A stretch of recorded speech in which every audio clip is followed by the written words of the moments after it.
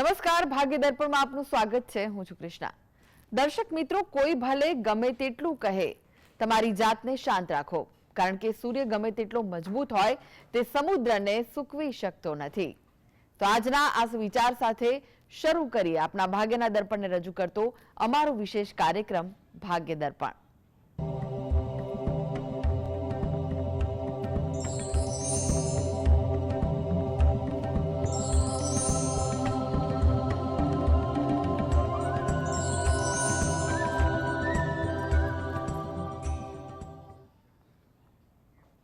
તો ભાગ્ય દર્પણમાં આપના પ્રશ્ન નિરાકરણ, રાશિફળ, પંચાંગ વિશે માહિતી અને માર્ગદર્શન આપવા માટે આપણી સાથે જોડાઈ ગયા છે જાણીતા જ્યોતિષાચાર્ય અને વાસ્તુશાસ્ત્રી હસીતભાઈ પાઠક. હસીતભાઈ, ભાગ્ય દર્પણમાં આપનું સ્વાગત છે. નમસ્કાર. નમસ્કાર. હસીતભાઈ, સૌપ્રથમ જાણવા માંગીશું આજના પંચાંગ વિશે. શું કહે છે આજનું પંચાંગ? હા, આજના દિવસની શુભ શરૂઆત કરીએ પંચાંગની જાણકારીથી. આજે વાર છે શુક્રવાર, વિક્રમ સંવત 2080 ચાલી રહ્યો છે અને આજની તિથિ છે ભાદરવો મહિનો ચાલે તેનો વદ પક્ષ કૃષ્ણ પક્ષની દસમ છે. તો કે બપોરે 1:19 અગિયારસનો પ્રારંભ થશે. નક્ષત્ર પુષ્ય નક્ષત્ર છે. યોગ શિવ, કર્ણ બવ આવે છે. આજની રાશિ આવે છે કર્ક રાશિ, કે જેના નામાક્ષર હોય છે ડ અને હ. એટલે આજે જો કોઈ બાળક જન્મે તો તેનું નામ કર્ક રાશિ પરથી પાડવું હિતાવહ રહેશે. ઉપરાંત ગ્રહ ગોચર અને મુહૂર્તની ગણતરી માટે પણ કર્ક રાશિને લક્ષમાં લેવાની રહેશે. દિન વિશેષની વાત કરીએ તો આજે એકાદશી છે, 11 છે. આજે એકાદશીનું શ્રાદ્ધ કરવાનું રહેશે. એટલે જે પણ પિતૃઓ કે સ્વજનો એકાદશીની તિથિએ દિવંગત થયા હોય તેનું આજે શ્રદ્ધાપૂર્વક શ્રાદ્ધ કરવું જોઈએ. આજે મોડી રાત્રે એક મૃત્યુયોગ પણ છે જે અશુભ ગણાય છે. વિષ્ટિ પણ સવારથી ચાલુ છે જે બપોરે 1:31 સુધી રહેવાની છે. જી, આજની વાસ્તુ ટીપ શું છે હસીતભાઈ? હા, વાસ્તુમાં આપણે વાત કરી રહ્યા છીએ પિતૃઓ વિશે, કે વાસ્તુ અને પિતૃઓ. પિતૃઓ માટેની પણ વાસ્તુમાં ખાસ દિશા છે અને ગ્રહ પણ છે. પિતૃઓનું પદ પણ છે. તે છે સાઉથ વેસ્ટ, એટલે નૈઋત્ય જગ્યા. ત્યાં ગ્રહ તરીકે રાહુ આવે છે. આપણે આગળના એપિસોડોમાં વાત કરી કે ત્યાં શું શું દોષ હોય છે અને શું તેની અસરો હોય છે. ઉપાયોની જો વાત કરવામાં આવે તો ઉપાય ખૂબ જરૂરી છે. હા, સામાન્ય ઉપાય કરી શકાય છે, પણ તકલીફ વધારે હોય તો યોગ્ય એક્સપર્ટ, અનુભવી, શાસ્ત્રના જાણકારની સલાહ લેવી આવશ્યક છે. સાઉથ વેસ્ટમાં જો અંડરગ્રાઉન્ડ ટેન્ક હોય, સેપ્ટિક ટેન્ક હોય એવું હોય તો જે ટેન્કનું જે ઢાંકણું છે તેના પર લાલ રંગ કરાવવો જોઈએ. આજુબાજુનો ભાગ છે ઊંચો કરાવવો જોઈએ અને તે દિશાને સંલગ્ન વસ્તુઓ મૂકવી જોઈએ. આ જ પ્રમાણે જો ટોયલેટ હોય તો એ પણ મોટો દોષ છે. સાઉથ વેસ્ટમાં એક ઘણીવાર જોવા મળ્યું છે કે સાઉથ વેસ્ટમાં ટોયલેટ હોય તો સંતતિ જે છે, નવી જનરેશન, યુવાન વર્ગ, તે ખોટા રસ્તે ચડી જતા હોય છે. આ વાતનું ખૂબ ધ્યાન રાખવાનું છે. સમજણ પણ રાખવાની છે અને ઉપાય પણ કરવાના છે. એટલે ખાસ કરીને એ વાતનું ધ્યાન રાખવાનું કે પીળા રંગનો અંદર ઉપયોગ કરવો જોઈએ. ટોયલેટની અંદર હંમેશા બંધ રાખવું જોઈએ અને અંદર આખું મીઠું જે છે તે નિયમિત રાખી અને નિયમિત બદલતા રહેવું જોઈએ. જો કિચન હોય તો પણ દોષ છે. તો તેનું પ્લેટફોર્મ છે ત્યાં પીળા રંગનો પ્રભાવ વધારે હોવો જોઈએ. ત્યાં જે બીજું ફર્નિચર કે જે પણ વ્યવસ્થા બનાવો, પીળા રંગનો પ્રભાવ વધારે હોવો જોઈએ. અહીંયા રાહુનું યંત્ર પણ વિધિવત રીતે સ્થાપિત કરવું એક સારું ફળ આપતું હોય છે. અને ખાસ કરીને એક વાતનું ધ્યાન રાખવું પડે કે સાઉથ વેસ્ટનું જો રસોડું, કિચન હોય તો ત્યાં પાણીનું પ્રમાણ બિલકુલ ઓછું, નહિવત હોવું જોઈએ. આ વાતનું ધ્યાન રાખવાનું. જી જી. હસીતભાઈ, 12 રાશિઓનું રાશિફળ જાણે તે પહેલા એક દર્શક મિત્ર આપણી સાથે જોડાયા છે, ભરતભાઈ છે. ભરતભાઈ, આપને જેમના માટે પ્રશ્ન પૂછવો હોય તેમની જન્મ તારીખ જણાવો. જય શ્રી કૃષ્ણ મેડમ. જય શ્રી કૃષ્ણ. જન્મ તારીખ છે 21/11/2022. જન્મ સમય કયો છે? 21/11/22. 21/11/22. જન્મ સમય રાત્રે 10:30. જી. અને જન્મ સ્થળ? જન્મ સ્થળ બારડોલી. જી. પ્રશ્ન જણાવો, શું પૂછવું છે? નાના છોકરા જિદ્દી બહુ છે, એનું ભવિષ્ય કેવું રહેશે? હાજી, ચોક્કસ. 2 વર્ષ પૂરા કરશે આ નવેમ્બર મહિનામાં. કર્ક લગ્ન આવે છે. રાશિ જે છે તે તુલા રાશિ આવે છે. હાલ રાહુની દશા ચાલી રહી છે. ગુરુ મહારાજ સ્વગૃહી ભાગ્યસ્થાનમાં છે એટલે ભાગ્ય ઉત્તમ રહેશે. 11મા સ્થાનમાં મંગળ પણ છે, તે પણ સારો ગણાતો હોય છે.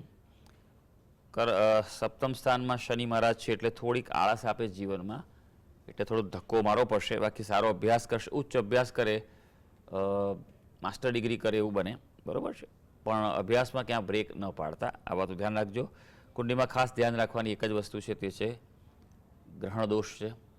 એટલે અત્યારે નહીં, પણ થોડું મોટું થાય, બેસી શકે એવું હોય તો ત્યારે ગ્રહણ દોષનું વિન્યાસ સંકલ્પ પદ્ધતિથી નિવારણ કરાવજો. જો તકલીફ વધારે લાગે કે ભાઈ માનસિક ડિસ્ટર્બન્સ છે, બહુ ગુસ્સો કરે છે કે એવું થાય છે, તો કોઈ યોગ્ય જ્યોતિષીને બતાવી અને પછી વહેલી પણ એની પૂજા કરાવી શકાય. એક તેના પિતા સાથે બેસવું પડે. જી. અનેક દર્શક મિત્ર જોડાયા છે. ખુશીબેન છે. ખુશીબેન, આપને જેમના માટે પ્રશ્ન પૂછવો હોય તેમની જન્મ તારીખ જણાવો. જય શ્રી કૃષ્ણ. જય શ્રી જય શ્રી કૃષ્ણ. કૃષ્ણ. મારા બાબા માટે પૂછવાનું છે. જી. જીત છે એનું નામ, એને જન્મ તારીખ છે 25/7/2002. જન્મ સમય જન્મ સમય રાત્રે 12:30 થી 2 ના ગાળામાં. અને જન્મ સ્થળ કયું છે? લીમડી. પ્રશ્ન જણાવો, શું પૂછવું છે? એને છે ને વાતે વાતે ગુસ્સો બહુ આવી જાય છે, જી અને એનો લગ્ન યોગ ક્યારે છે ને ઈ જાણવું છે. જી જી. સમય બેન એક્ઝેક્ટ નથી ખબર તમને? સમય કયો છે? એક્ઝેક્ટ જે સમય. સમય છે એ નથી ખ્યાલ? ના, 12:30 થી 2 ના ગાળામાં છે. સારું, કારણ કે અમુક વાર એવું બનતું હોય છે કે બદલાઈ જાય છે કુંડલી, એવું છે. 12:30 નો એનો સમય. હા, 12:30 થી 2 ના ગાળામાં, અને રાત્રે ગુરુ પૂનમ ના દિવસે ને ગુરુવારના જન્મ છે. એ વાત બરોબર છે બેન, પણ સમય ચોક્કસ જોઈએ. સારું, જો તો અત્યારે તમે કઈક કહો, પછી હું સમય જાણીને ફરી કારણ કે phone સમય કરીશ. આમાં શું છે સમજાવું બેન તમને કે હા. આમાં સમય તમારો 12:30 નો મૂકીએ તો લગ્ન બદલાઈ જાય છે, 1:30 વાગ્યાનો મૂકીએ તો લગ્ન બદલાઈ જાય છે, બરોબર છે. Okay, તો હું એટલે હવે પાક્કો સમય શું છે, જાણીને આખું next time ફરી કુંડલીનું phone ફળકથન કરીશ. બદલાઈ જાય છે. હા, રાશિ ના બદલાય કે રાશિ મકર રાશિ જ છે, બીજા તો ગ્રહો જે છે એ બરોબર છે, પણ લગ્ન બદલાવાથી તમે કહ્યું લગ્નનો તમારો મેરેજનો પ્રશ્ન છે, એ પ્રશ્ન હું આપી જ ના શકું કે આમાં મંગળ છે કે એ બદલાઈ જાય સ્થિતિ. તો હું છે ને જન્મનો સમય પાક્કો જાણીને ફરી ફોન કરીશ. હા, તો બહુ સરસ તમને સ્પષ્ટ માર્ગદર્શન મળશે. હાજી. હા, પણ આ ગુસ્સો આવે છે એનું કઈક તો કહી દો. હમણાં બેન એને 7:30 ચાલે છે મકર રાશિને, બરોબર છે. એટલે શનિના ઉપાય કરો, એનાથી એને ખૂબ રાહત રહેશે. અને મંગળવારે તેના હાથે શક્ય હોય તો ગાયને રોટલીને ગોળ ખવડાવો.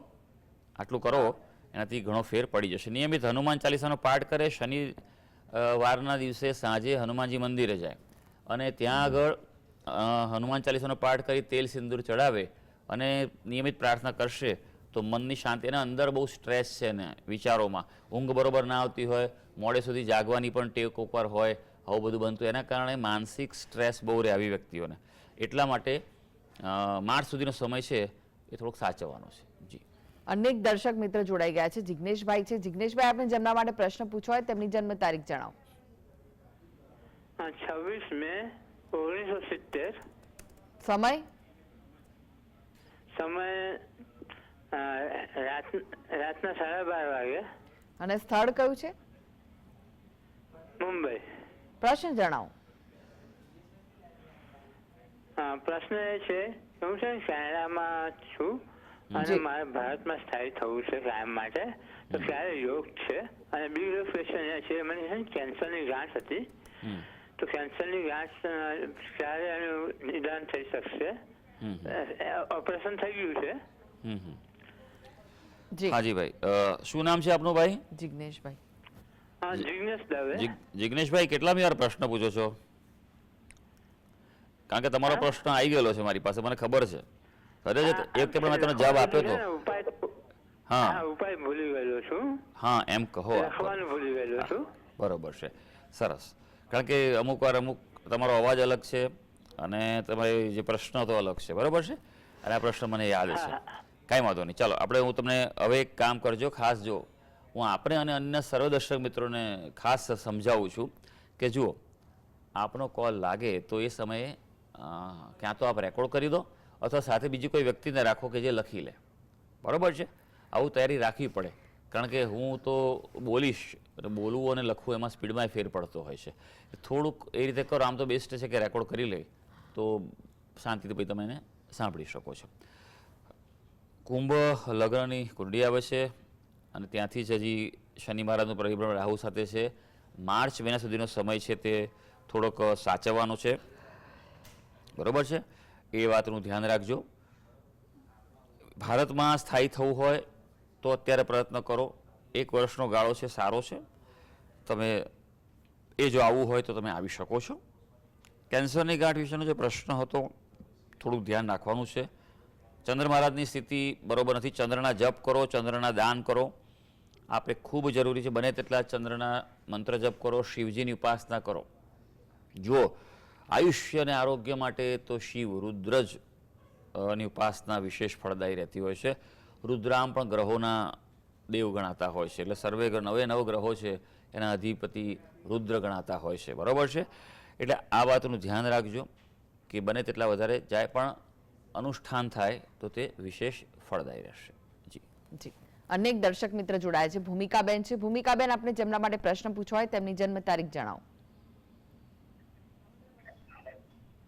હલો. જી, આપને જેમના માટે પ્રશ્ન પૂછવો હોય તેમની જન્મ તારીખ જણાવો. મારે મારા સન માટે પ્રશ્ન પૂછવો છે. જી, જન્મ તારીખ કઈ છે? જન્મ તારીખ એની 6/7/1999. જન્મ સમય છે બપોરે 3:35 અને સ્થળ છે વડોદરા. જી, પ્રશ્ન જણાવો, શું પૂછવું છે? એનો અમારે પ્રશ્ન એ છે કે એ અત્યારે કેનેડામાં છે, મારો સન. જી. તેને વર્ક પરમિટ એપ્લાય કરેલા છે, તો એને વર્ક પરમિટ મળી શકશે જી, અને કેટલા વખતમાં મળશે? હાજી, કુંડળી પર નજર નાખીશું. જે વિગત આપી છે અનુસાર જે કુંડળી આવી રહી છે, તુલા લગ્નની કુંડળી આવે છે. લગ્નમાં જ મંગળ છે, માંગલિક કુંડળી છે અને દ્વાદશ સ્થાનનો અધિપતિ કર્મસ્થાન છે, એટલે સારું છે. ત્યાં એ વર્ક કરી શકશે. યોગ ચાલુ જ છે અને યોગ અત્યારે સારો છે, લાંબો યોગ છે. આવનારા મે મહિના સુધીનો આ યોગ છે, એટલે અનુકૂળતા છે પ્રોપર રીતે. હા, થોડા પેપર બધું ચેક કરવામાં ધ્યાન રાખજો, જે પણ પ્રોસેસ કરવાનો હોય એમાં. બરાબર છે? અને બીજું કે એપ્લાય કરી દીધું હશે PR માટે. ફરી જો કોઈ પ્રોસેસ કરવાની હોય, ફોલોઅપ કરવાનો હોય તો મુહૂર્તનું વિશેષ ધ્યાન રાખજો. હું હંમેશા કહું છું અને કહેતો રહીશ. બહુ લોકોને મારી પાસે પ્રશ્નો આવતા હોય છે કે ભાઈ અમે ગયા અને મારે બીજાનું થઈ ગયું, અમારું ના થયું.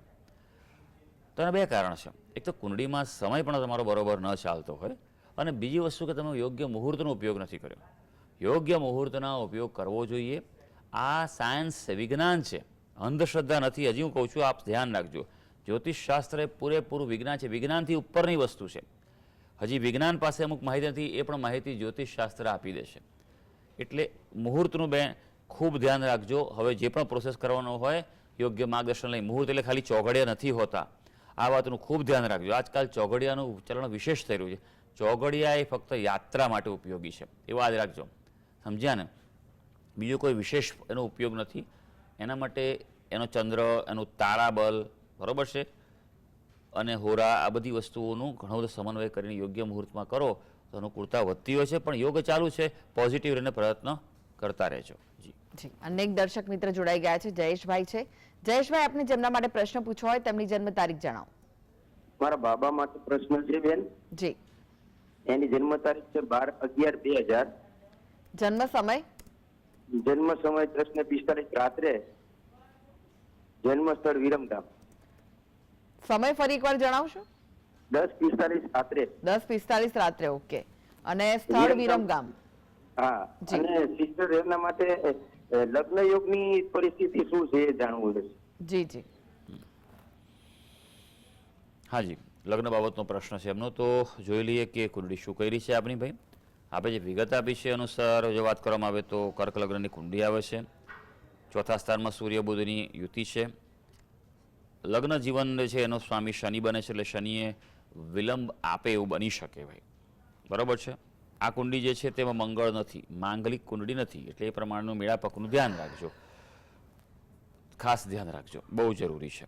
થોડો વિલંબ થાય તેવું છે, કારણ કે આ કુંડળી જે છે તેમાં વિષ દોષ છે અને તેના કારણે પાત્ર પસંદગીમાં પણ ક્યારેક ઉતાવળ થઈ જશે એવું બને, પણ ઉતાવળ થાયનો વાંધો નથી, પણ બરાબર ચેક કરીને આગળ વધજો, ખાસ મેળાપક કરીને આગળ વધજો.